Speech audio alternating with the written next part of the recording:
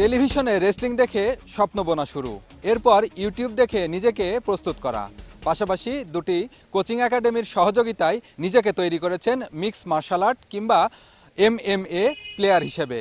ইতিমধ্যে তার অর্জনের ঝুলিতে যোগ হয়েছে 5টি আন্তর্জাতিক চ্যাম্পিয়নশিপ এবং অগণিত জাতীয় পুরস্কার। বলছি মেহেরপুর গাড়াবাড়িয়া গ্রামের মঞ্জুরুল আলমের কথা। আসলে শুরুটা হচ্ছে WWE রেসলিং দেখে। তখন থেকে আমি ওখানেই যাওয়ার ইচ্ছা ছিল। তো কোনো না কোনো কারণে আমি এটা জানতে পারি 2014 সালে যে এটা হচ্ছে স্ক্রিপ্টেড। তো আমি একটু মানসিকভাবে দুর্বল হয়ে যাই যে আমি যেটা করতে চাই সেটা কেন স্ক্রিপ্টেড হবে। খুঁজতে থাকি যে রিয়েল কোনটা আছে। তো আমি তখন ব্রক লেসনারকে দেখি। সো সে তখন ইউএফসিতে ফাইট করতো। তো UFC is real, like MMA যেটা মিক্স মার্শাল আর্ট, এটা হচ্ছে রিয়েল। তখন থেকে আমার স্বপ্ন নতুন দিকে মোড় নেয় এবং আমার স্বপ্ন হয়ে যায় ইউএফসি ওয়ার্ল্ড চ্যাম্পিয়ন হওয়া। তো আমি আমার ট্রেনিং শুরু করি ইউটিউব থেকে 2014 থেকেই 2017 সাল পর্যন্ত ইউটিউব দেখে মিক্স মার্শাল আর্ট ট্রেনিং শুরু করি।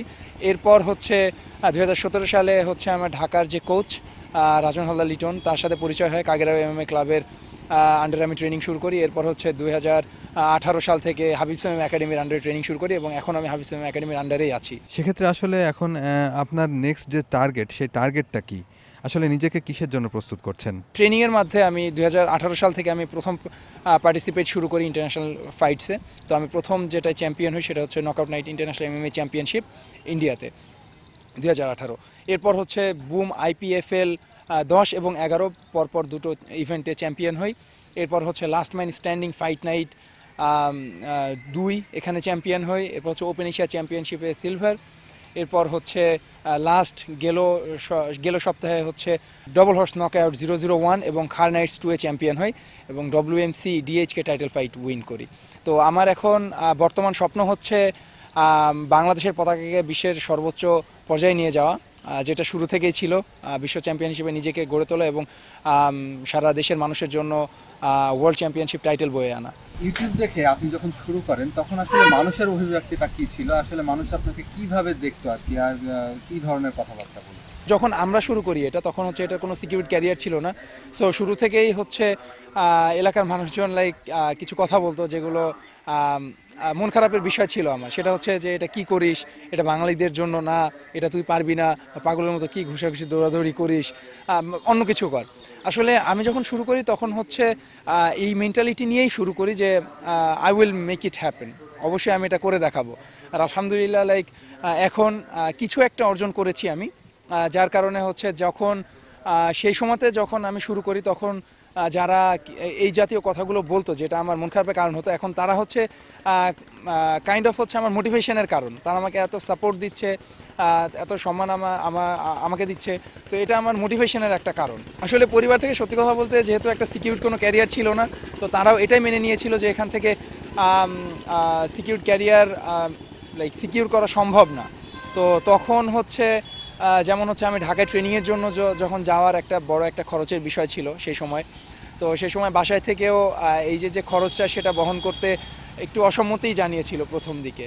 বাট কোনো না কোনোভাবে আমি ম্যানেজ করি এবং এরপর এখন যখন হচ্ছে আমি কিছু একটা করে দেখিয়েছি তখন হচ্ছে এরপরে তারা আমাকে সাপোর্ট দেওয়া শুরু করেছে। মিক্স মার্শাল আর্টকে আসলে প্রমোট করার জন্য আর কি কি করণীয় বলে আপনি মনে করছেন, আর আপনার মাধ্যমে আর কে কে এই মার্শাল আর্টে যোগ হয়েছে? আমার মাধ্যমে অনেকে এসেছে, যার ভিতরে অন্যতম হচ্ছে হুসাইন কবির, তারপর হচ্ছে ইরফান, হাফিজুর রহমান, তারপর হচ্ছে আফফান, যারা অলমোস্ট অল অফ দেম হচ্ছে তারা ইন্টারন্যাশনাল লেভেলে পার্টিসিপেট করার যোগ্যতা রাখে এবং হুসাইন কবির হচ্ছে মাল্টিপল টাইম ইন্টারন্যাশনাল চ্যাম্পিয়ন এবং মাল্টিপল টাইম ন্যাশনাল চ্যাম্পিয়ন।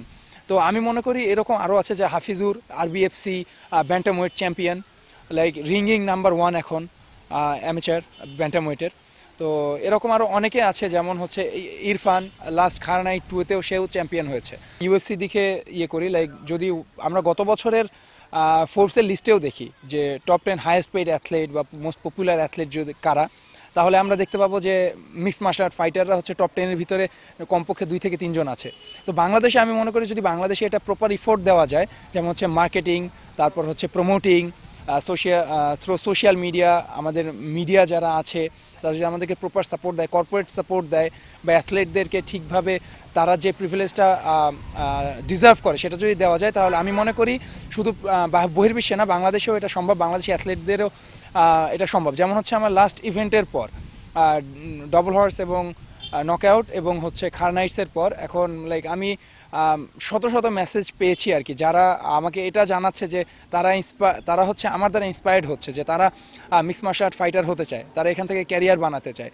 তো আমি মনে করি বেশ কয়েকটা সাপোর্ট যেটা আমাদের দরকার বর্তমানে এমএমএ যে কমিউনিটিটা আছে বা কমব্যাট স্পোর্টস যে সিনারিওটা আছে, এটার জন্য যেগুলো দরকার সেগুলো হচ্ছে মিডিয়া সাপোর্ট মেইন যেটা, এরপর হচ্ছে পারফেক্ট মার্কেটিং স্ট্র্যাটেজি, এরপর হচ্ছে কর্পোরেট সাপোর্ট। এগুলো যদি পায় তাহলে আমি মনে করি যে বাংলাদেশ থেকে খুব তাড়াতাড়ি বিশ্বমানের প্লেয়ার, বিশ্বমানের খেলোয়াড় এবং বিশ্ব চ্যাম্পিয়নও বের হয়ে আসবে।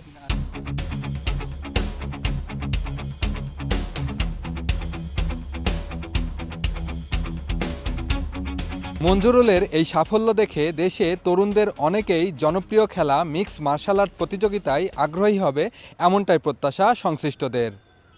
বেন ইয়ামিন, সময় সংবাদ, মেহেরপুর।